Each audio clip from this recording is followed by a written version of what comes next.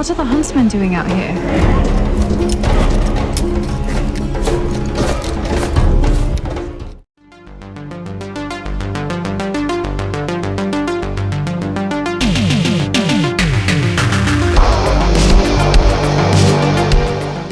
We are talking The Death of Snow White, and this is directed by Jason Brooks, who also co-wrote the movie and also has a role in the movie as the main huntsman. And yes, it's another public domain take on a classic fairy tale. This one is a kind of dark fantasy sword and sorcery horror movie with a kind of modern twist still, I would say. It's surprisingly faithful to the source material, and as with many of the original Grimm fairy tale style stories, is on the darker side. Okay, well, you probably all know the story of Snow White, but that's a brief kind of plot synopsis. So Snow White, she's actually called Snow. Informer. It's her first name. So Snow, Informer, is born to a king and queen. The queen is poisoned and died seemingly in childbirth. The king dies shortly after, and of course the wicked stepmother is now on the throne. And Snow, Informer, now a kind of young woman. You know, she's a woman of the people, and you know, she's out there doing good stuff, kind of rubbing shoulders with the kind of the grubby peasants, and she meets the handsome prince who looks like Timu Val Kilmer, and they spark up a bit of a romance. But the evil stepmother, the evil queen, you know, is pretty evil in this movie, and she wants to kind of get rid of Snow White, steal her beauty. So inevitably Snow White gets kind of run off in the enchanted forest, meets the 7 dwarves, puts in a kind of enchanted sleep. You know the story. Okay, so let's discuss what works in this movie's favour. There have been many public domain style horror movies at this point. A lot of them are very, very low budget. And although I would class this one as still a low budget movie, it has more budget than a lot of them. Let me just say this. So what does work? The actual production value here for a lower budget movie, and purportedly the budget was over $1 million, actually looks pretty impressive if you are used to watching B-movies. If you watch B-movies, I think fans of that type of cinema appreciate the effort that goes into lower budget filmmaking. And this movie, I would say, is a good example of one where more care and attention has maybe gone into it than a lot of these kind of quickly turned around sort of cheap public domain horror kind of films. It does feel like this has got more effort, more expense, more grafting, more kind of like a definitive idea about what the filmmaker Jason Brooks clearly wants to kind of do. And as such, it still maintains this kind of low budget B-movie aesthetic, which we'll talk about plenty in this movie review. But you kind of appreciate this has clearly had a bit more effort into it.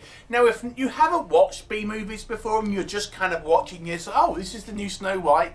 Obviously, we've had the Disney movie come out, which was, you know, thoroughly kind of trounced by pretty much everyone.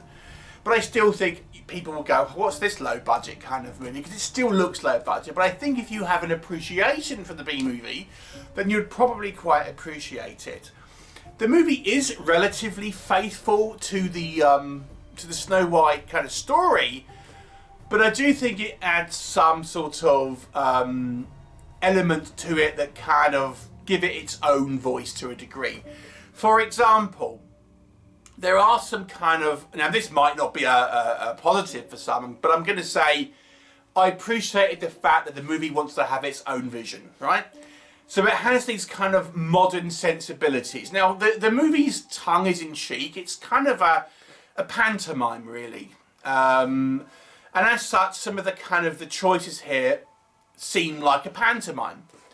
But it has these kind of modern sensibilities, this modern way of speaking for a lot of the characters and things like that, even though it's set in a kind of medieval style fantasy kind of setting. It still has these characters acting very much, in some scenes at least, like kind of like modern sort of American type, you know, stereotypes in a way. Now that might sound grating, and I guess in a way it might be, but I think, okay, you're transposing this kind of like modern sort of style of sensibilities and kind of like speech and stuff into this kind of fantasy setting, but still having all the kind of the Disney-fied kind of visuals to a degree, which it may not appeal to everyone, but I do think it's kind of fun in a weird way, and it kind of leans into that sort of B-movie schlock to a degree, because it's not taking itself too seriously, and you have these characters acting like, you know, Gen Z, and as that might sound horrific for some, but I actually think it sort of works in a weird way. The other thing is as well, this movie is not afraid to pull the old adult punches. We've got nudity, we've got F-bombs, we've got quite a lot of gore in this movie, and actually some quite sort of dark scenes.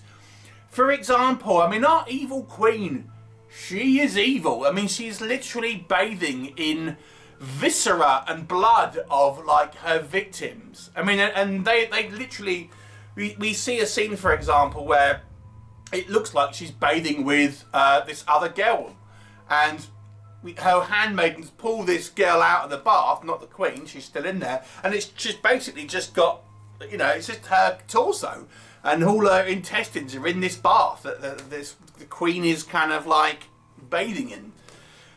There's various kind of deaths, heads being squished, things like that are all very sort of violent, but it's still in this kind of like bubblegum Disney-fied, like all the costumes and the hair and all that, it's all sort of Disney-fied. So it's like, not like, if you can imagine like the Chris Hemsworth Snow White and the Huntsman, I mean that wasn't gory, that was still a you know, a relatively family-friendly movie, but it was trying to take a, you know, darker tone. Imagine having a lot darker scenes in that, but also like the kind of the visuals of the Disney one, because that's what this movie is. Our dwarves are actually played by people with dwarfism, and they are these like ruthless band of killers who have no qualms about kind of killing everyone. There are some, you know, I'll give you an example of the kind of the modern humour. There's one, at least 7 dwarfs, one who is not a dwarf, and he is the kind of like the dopey character who is like rolling joints and things, and like clearly, you know, the other way you'd use the term dope. So that's kind of an example of what I mean. There's like tree monsters. There's these kind of like groups of like evil huntsmen that kind of do the queen's bidding. Various kind of knights in armor. Lots of kind of like sort of battles and things like that. Lots of kind of people end up getting killed. So it has all of this kind of like content in it, but it tells the story of Snow White, but with these kind of elements added to it. And you know, the production, although again it's a low budget movie, there's lots of extras. The actual kind of, I believe, I've been reading a little bit about it, they've actually built like a, you know, a castle prop to use, like an actual kind of like, you know, full-size castle props for kind of some shots and things. I actually think it's relatively well shot in a kind of a technical element here. It all seems pretty proficiently made, and that sort of thing. And there's, I mean, again, it's a little bit pantomime, it's a little bit overcooked sometimes, but I think it kind of works with the kind of like the, you know, the wood sort of Spriggan type creatures and the kind of the dry ice behind it and all that, and the kind of the lighting and things.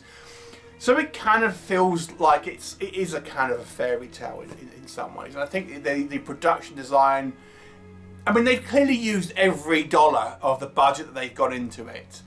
So if you are a fan of low budget movies and you fancy a Disney movie but with shitload of gore, swearing, nudity, violence, this is the movie. Alright, but let's talk about what doesn't work. Now, I've explained some tonal differences in my positives, but those tonal differences are quite jarring, let me tell you, and I can certainly understand that it will not be for everyone.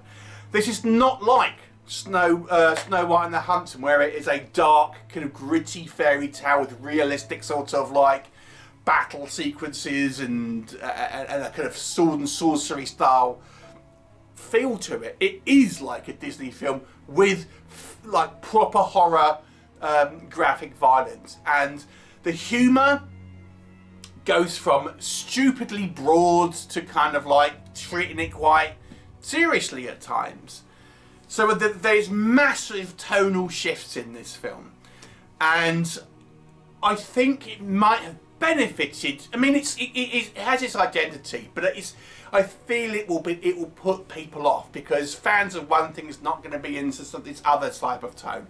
So I feel these tonal shifts might be a little bit much for some people, and it's not. People are going to think it looks too cartoony, but they like the gore, or it's too gory, but they kind of like more of a, you know, a bit of a darker tale of the Snow White mythos.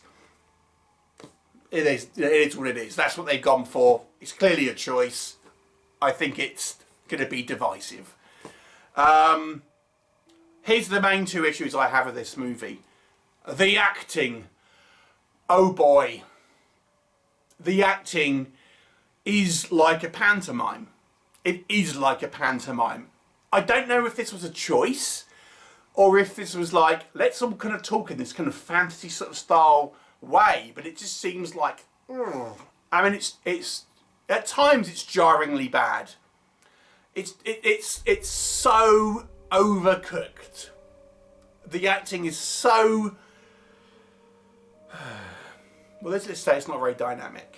Let's just say that. You know, yeah, the acting is terrible, broadly speaking. I'm not a huge fan of when directors try to wear multiple hats in this movie. You know, director, co-writer, actor, producer. I feel they need other creative forces to kind of have a bit more of a collaborative idea.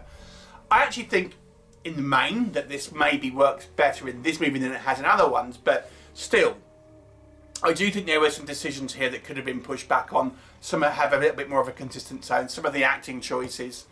The length of the movie. It's a little bit too long for this type of film. It didn't need to be nearly 2 hours. And there are some things here that really kind of slow the pacing. We have too many characters. So we've got Snow. Informer. We've got Timu Valkilmer, the prince. Snow's got all of a bunch of friends, like this kind of girly group of friends. The prince, Timu Valkilmer, he's got his two pals that get loads of screen time. I think they're meant to be the Brothers Grimm, to be honest. They are like the comedy relief, and they are the most, well, they're the most kind of aggravating characters you'll see in this movie. The Queen, she's got various different huntsmen, one of which is played by the director.